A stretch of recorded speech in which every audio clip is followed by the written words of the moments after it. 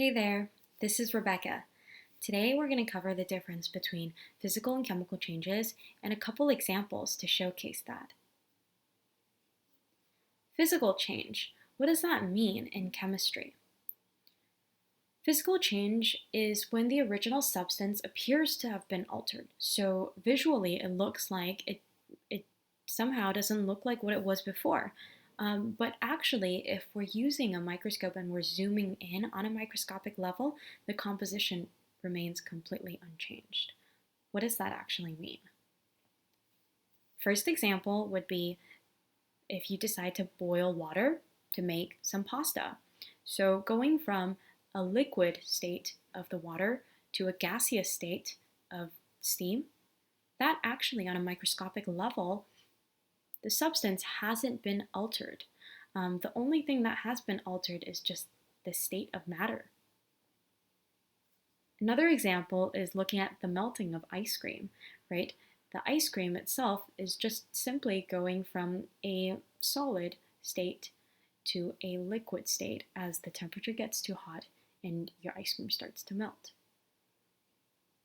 Another example is looking at copper, where you could somehow, if you were given some copper thin strips, you could be able to bend it.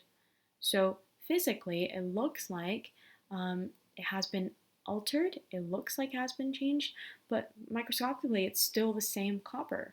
Nothing has actually been microscopically changed. Pure substances in a mixture can be separated using physical change. That's a really important piece of concept to remember. The next piece is now we're going to compare physical change with chemical change. So what does that look like? Chemical change is when the original substance definitely still, like physical change, appears to have been altered, but on a microscopic level, composition is also changed. So it's not like physical change where the composition on a microscopic level is actually unchanged. So the first example is temperature. So a lot of times when the temperature changes, that to a certain extent indicates to us that a reaction has occurred. So for example, when you're combining two different chemicals together in a beaker, and suddenly this solution, the beaker starts to feel a little bit warm.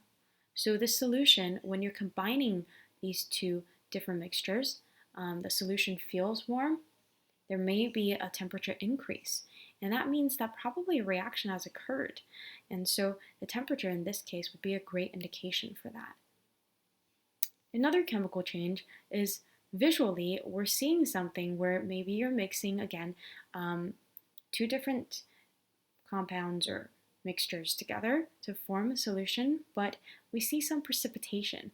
So we're seeing that some solid is being formed at the bottom of this test tube. And this is also an example of a chemical change. Another chemical change would be looking at color change.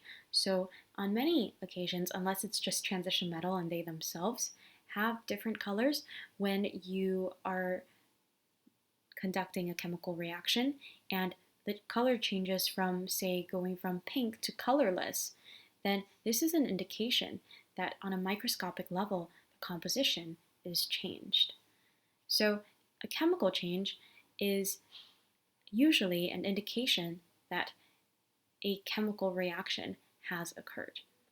These are the main two differences between physical versus chemical change. Visually looking at it with our naked eye, the original substance in both cases appear to have been altered, but on a microscopic level, these two are not the same. If you found this video helpful, it would mean a lot to me if you can like or subscribe. Thanks again.